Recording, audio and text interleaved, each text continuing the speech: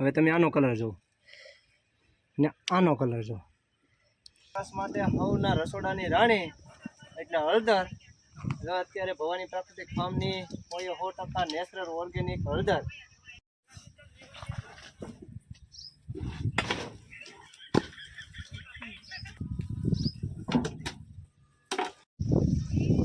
Hello મિત્રો, જય ભગવાન બધાને, જય માતાજી. ને અત્યારે આપણે ભવાની પ્રાકૃતિક ફાર્મ રોઈસા અને આખા વર્ષ માટે હવના રસોડાની રાણી એટલે હળદર.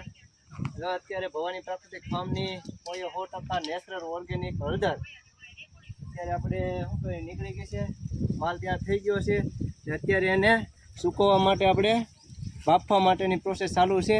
તમે જોઈ શકો છો કે આપણે હળદર છે ને ઓલી બાજુ બફાઈ ગઈ છે. તમને બતાવી દઉં બે આમાં બફાણા પછી શું ફરક હોય બતાવો બાજુ. જો એટલે અત્યારે બફાઈ છે, બાકીની હજી આમ ઢીકલા પીડ્યા છે ત્યાં ચાલુ છે. આપણે ઘણા વસાડે હલાવવું પડે એટલે મતલબ નીચેની છે એ વધારે ઓલી ન થાય, બધી સમતલ બધી બફાઈ જાય એક સાથે બધાને બાફ મળી જાય એ રીતનું હોય. તો અત્યારે આમાં આપણે બાફવાનું કામ ચાલુ છે ને અહીંયા આવો અહીંયા બફાઈ ગઈ છે. તો હું તમને બે ગાંઠિયાનો અલગ અલગ ટેસ્ટ છે અહીંયા રાખજો. એક કાશી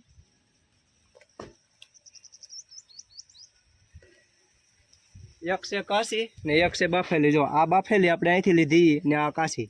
તો જો આમાં તમને શું ડિફરન્ટ આવે એ હું આડી હમણાં બતાવું. તો જો આ કાશી છે હળદર ને આ બફાઈ ગયેલી છે. સેમ ટુ સેમ બે હળદર છે. હવે તમે આનો કલર જો ને આનો કલર જો.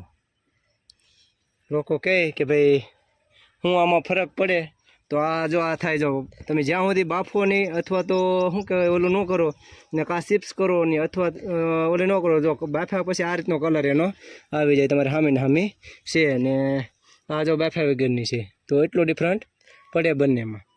તો જે લોકોને આખું વર્ષ જેને સારું જ ખાવું છે ભાઈ, તમે માર્કેટેથી પેકેટ લેવા જાઓ કોઈક એનો હિસાબ કરજો તમે દુકાનેથી જે પેકેટ લો છતાં પણ નેચરલ કે ઓર્ગેનિક આવતી નથી. તો જે કોઈ ખેડૂત ભાઈ હોય કે કોઈ વેપારી માણસ હોય કે જે કોઈ આપણે ખાવા લાયક જે લોકોને રસોડામાં જોતી હોય તો મારો ભાઈ આપણો કોન્ટેક્ટ કરજો. 15 દિવસની અંદર આપણે પાવડર કરી હવે આને સૂકવવાનું છે, સૂકવીને પાલિશ કરવાનું છે, પાલિશ કરીને પાવડર કરવાનું છે, પાવડર કરીને પેકિંગ કરીને વેચવાનું છે. જે કોઈ ભાઈઓને જરૂર હોય તો આપણો અવશ્ય કોન્ટેક્ટ કરજો. ગામ છે રોઈસા, તાલુકો જાફરાબાદ, જિલ્લો અમરેલી. નામ છે પ્રવીણભાઈ રામભાઈ બાંભણિયા અને મોબાઈલ નંબર છે 73 596 63 40. અવશ્ય કોન્ટેક્ટ કરજો. અને હજી જો વિશ્વાસ ન આવતો હોય તો આપણી રોઈસામાં આપણું ભવાની પ્રાકૃતિક ફાર્મ ઓર્ગેનિક ફાર્મ છે તો વાડીની મુલાકાત લેજો ને શું વસ્તુ આપણે વાપરીએ છીએ કેવી રીતના બનાવીએ છીએ પછી તમે તારે લેજો. અને જો ન ફાવે ને તો હળદર તમે તારે પાછી ફેંકવી જવાની, વાપરેલી પાછી ફેંકવી જવાની, ત્યાં સુધીની જવાબદારી. બરાબર. તો ચાલો હજી આગળ તમને બતાવીશું કેવી રીતની પ્રોસેસ થાય. બાકી અત્યારે આ વ્લોગમાં એટલું જ. બાકી નવા વ્લોગમાં તમને ક્યાંક હવે આપણી બધી જે પ્રોડક્ટ છે એ ધીરે ધીરે બધી જીરું છે પછી ધાણા છે અને શાક બકાલામાં તમામ છે તો બધી હવે પેકિંગ થઈને હવે ધીરે ધીરે આવવાની માર્કેટમાં શરૂઆત થઈ જાય. તો જે કોઈને જે વસ્તુની જરૂરિયાત હોય આપણે જરૂર અવશ્ય કોન્ટેક્ટ કરજો.